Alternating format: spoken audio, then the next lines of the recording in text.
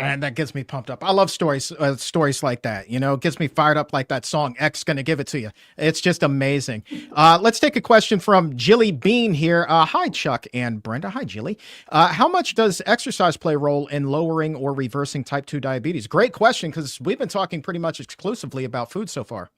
Yeah, and I love that, Jilly. I did this I was part of this team that did a randomized controlled trial in the Marshall Islands. And one of the things that we found to be the most powerful in terms of reducing postprandial glycemia or high blood sugar after you eat was every single time our participants ate a meal, they had to walk. And the difference in their blood glucose when they walked after a meal and when they didn't was just staggering. And so you need to move your body. And in fact, moving your body allows you to get rid of that glucose without insulin. So it's, your body can handle more when you're exercising.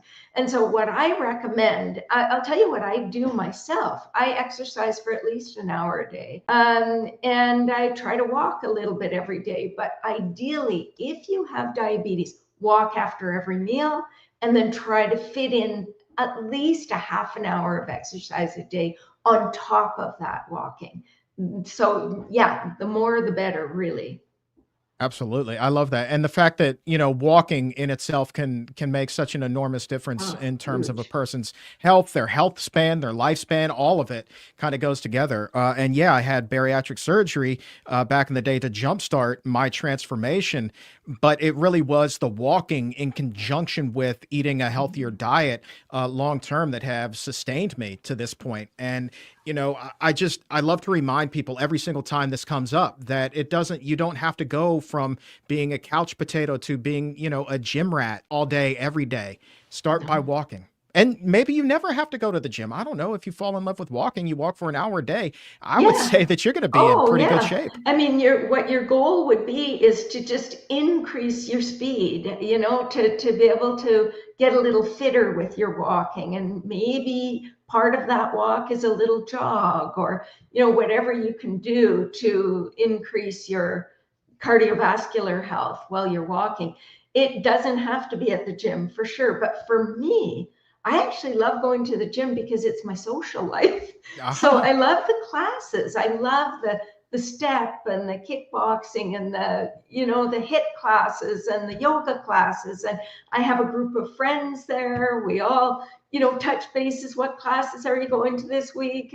And so it's fun for me. But I also love to hike and canoe and kayak and bike and swim. And so I think it can be a combination of things. And I think the combination is really key. It's really key to fitness.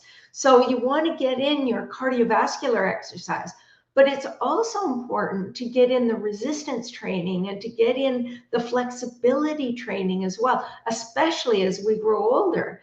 We don't want to fall and break our hip. We really want to have good balance and good strength. Right on. Well said. Well said. Just out of curiosity, in your kickbox classes, I don't know why I'm stuck on this today, just because I think it's fascinating. What kind of music are you listening to? Are you a hip hop head? Are you going country, rock? What are we So playing there? I'm in a class, and so the kickboxing class, the music changes with each session, and so it's fun. I don't even know what you call the music, to be honest, but it's fun, really, really. A powerful music that just gets you moving, and a lot of it is that kind of music where it has the sounds of the punches and kicks as you're doing them with the music. So it's just built for Right for on. that kind of training. Sounds like a custom jam kind of a deal. That sounds like fun. It is fun. Let's take one more here. This one comes to us just now from Kina Star. Is it okay to eat homemade whole wheat bread without oil Thanks all the way from Argentina. Love the global effect. So, what would your take be there? We were talking about Ezekiel bread earlier, but now we're in the homemade category. What say you? Yeah, so it depends what you're putting in it. Yeah, even if it's got a little bit of oil, it doesn't mean it's bad or anything. But you have to remember that bread is made from flour. If the grain has been sprouted before it's turned into flour, that's a step better than a regular whole wheat flour bread.